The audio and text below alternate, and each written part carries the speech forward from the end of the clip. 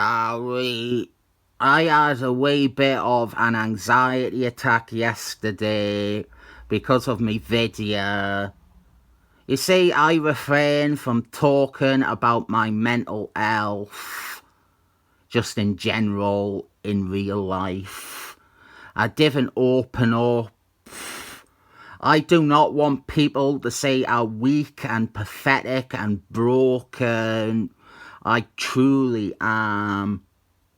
Even though on here I can mask and deflect by claiming that I am playing a character, a lot of what I say is real.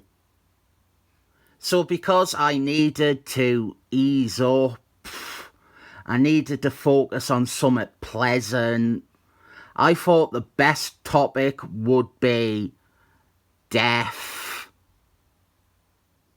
This is the official Handbook to the Mar-Vell Universe, Book of the Dead, from 2004, featuring profiles for then dead characters. The Book of the Dead idea was neat, a chance to profile characters who were deceased, but it was flawed. It had one big weakness, and that big weakness could not be more obvious with this one. And I would wager money it is why this is the last time they did a Book of the Dead. You see, the problem is that death in comics is not permanent, and that is no more blatant than in this issue, where all but one of the characters profiled have returned in some capacity. When I say in some capacity, I mean outright resurrected, even if only briefly. But I also am including replaced with a legacy character or a version of them from another dimension. Our first one is Tilda Swinton. She returned in New Avengers, Volume 2, the first story, I think. It was 11 years ago, and I didn't really remember it. Michael Bryan Benson, he brought her back as a bad guy. It was the same story where Iron Fist got that horrible white version of his costume. Paul Rudd's Ant-Man, he came back at the expense of the two other Ant-Men. Baron Zero, obviously replaced by his son. And this Handbook was 2004. And we're still at the point where characters are not getting long entries. And they are really glossing over a lot of things for the sake of fitting it on one page. One positive is that a lot of the art is just from the original Handbooks. So we have a lot of quality profile illustrations. This is a character who probably didn't deserve 2 pages. At least compared to some of the ones who got 1. He was replaced by his daughter, who adopted the same name and a similar shotgun. Next, here is 2 who have just plain come back. One full on and the other multiple times for short periods. And these are 2 characters who, in my opinion, should have stayed dead. They are among the most recognisably deceased characters. Then we have Morph. He got replaced by an alternative reality counterpart. I am totally speculating here, but maybe they resurrected the real AIM in current comics and had him be more like his other version. Everybody else related to the Excellent Man has been resurrected in Jonathan Huckleberry's shit. And even before that, we had an old storyline about dead muties and dead enemies being resurrected. And here are two of them. They came back in that story. And two more characters who returned in that very same story. It's okay though, because Aya is the only character in this Book of the Dead who has remained dead. Whereas I am maybe only 40% sure of this. I think they brought Seaman's lover back as a bad guy.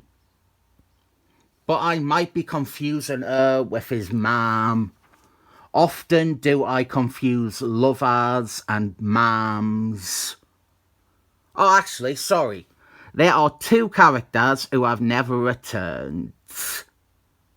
I genuinely forgot this character after I flipped through it and said to myself, yeah, I have to remember him because that is two characters who have stayed dead.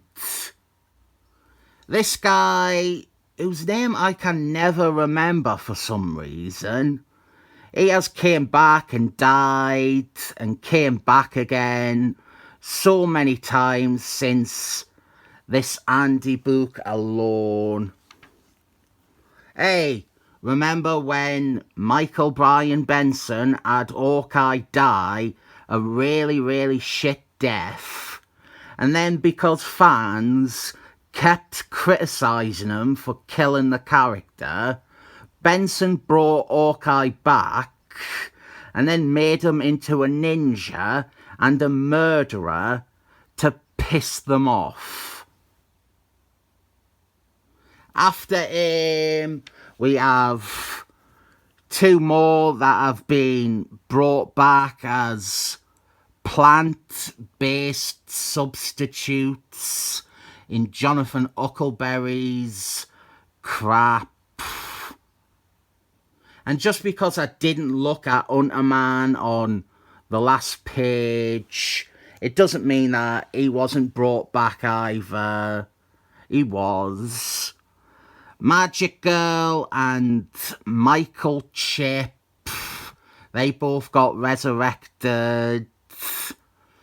But I want to note, this is something Gareth Ellis fanboys insist isn't the case.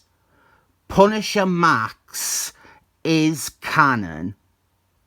This entry, it uses its main picture from that story, and Michael Chip is in a Book of the Dead because he died in Punisher Max, and the profile mentions how he died in that title. So it's fucking canon, you pathetic wastes of space. Yeah, both of these came back. I think one of them was already back by this point. Both of these came back too. The latter had a mini-series.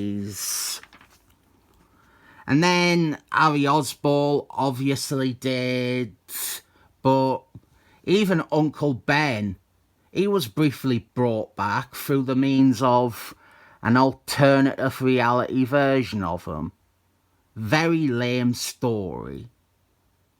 He got cooked by Alfred. Unfortunately, this cow came back, and so did Fireman Sam here. Strangely, I honestly find this bizarre. It wasn't until very recently that they brought this guy back. Despite him being prominent in the original movies, he stayed dead for so long. Oh, 3 characters that they have never brought back, sorry. I looked through this beforehand to count how many have come back, and on both him and the other one that I legitimately have already forgotten the name of, when I saw them, I tried to hammer into my brain that there were a second and third character in here who had never returned.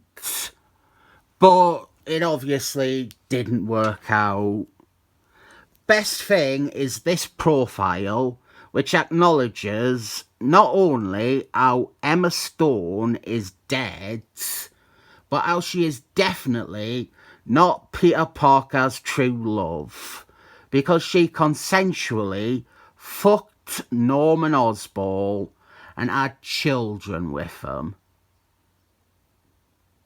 Wonderful stuff. 4 here, getting a single page. Likely because he got a 3-page one in the Avengers Handbook. There are a few more pages after that, but I would just be repeating myself to say Vision came back, or Swordman and Yellow Wasps had Chow's War. Some interesting non-inclusions in this, like Dr. Droom, Atchlin. The whole cast of characters who had been notably dead for a long time, really. Even more recent stuff like Ace of Spades. It's a handy book. While I do not think it is a very strong handy book, both in terms of theme and in quality of profiles, there was always some love and attention gone into it, and they did work to improve on almost every problem featured in this. And this cover by Sally LaRue is, as per tradition for his art, dog shit. I'll give everything except the cover a 7 thumbs up.